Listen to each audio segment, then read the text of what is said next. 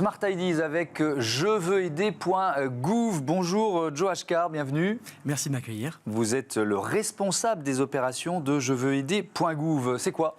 Jeveuxaider.gouv.fr, c'est la plateforme publique du bénévolat, l'incarnation numérique de la réserve civique. Elle permet à chacune de s'engager sur une cause qui lui tient à cœur, partout en France, et une mission de bénévolat qui est proposée par des structures associatives. On va faire le bilan puisque vous venez de fêter vos 3 ans, mais il faut peut-être rappeler ce qu'est la réserve civique. Ça a été créé quand, dans quelles conditions ?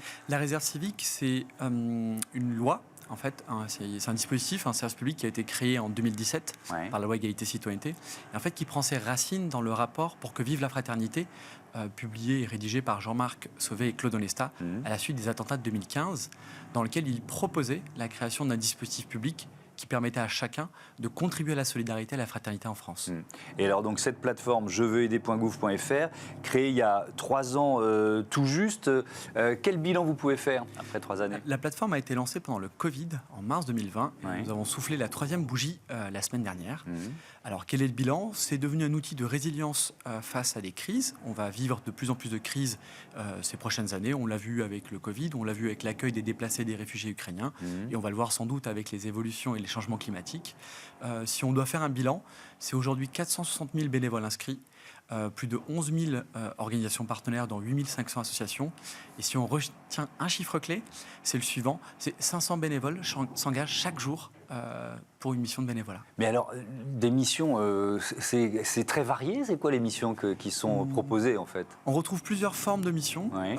Ça peut partir en fait d'une mission ponctuelle, où vous allez faire par exemple une collecte alimentaire ou une distribution de kits d'hygiène, à des missions plus récurrentes, comme le mentorat ou le tutorat d'un jeune en orientation, en tout cas pour l'accompagner de son orientation professionnelle, ou in fine, sinon des missions qui sont encore plus engageantes, c'est participer à la vie de l'association en tant que membre du bureau, ou secrétaire général ou trésorier.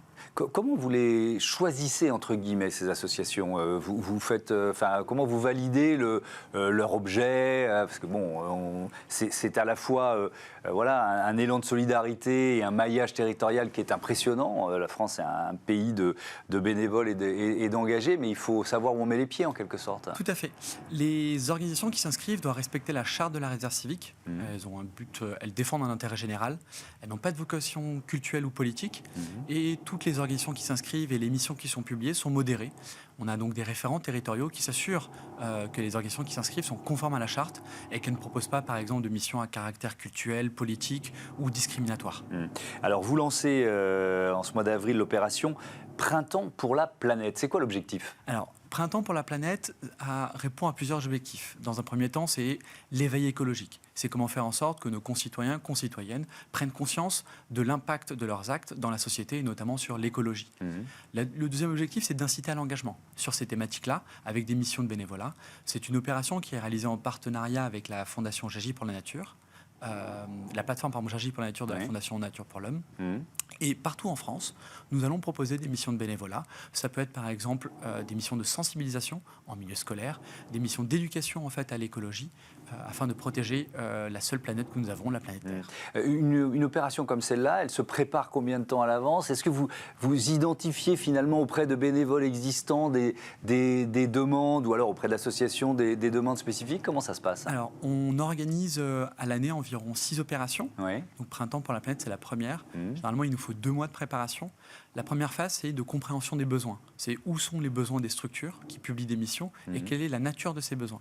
La deuxième phase, c'est de tester l'appétence des bénévoles. C'est est-ce que cette cause pour laquelle on souhaite faire une opération a réellement un écho auprès des bénévoles.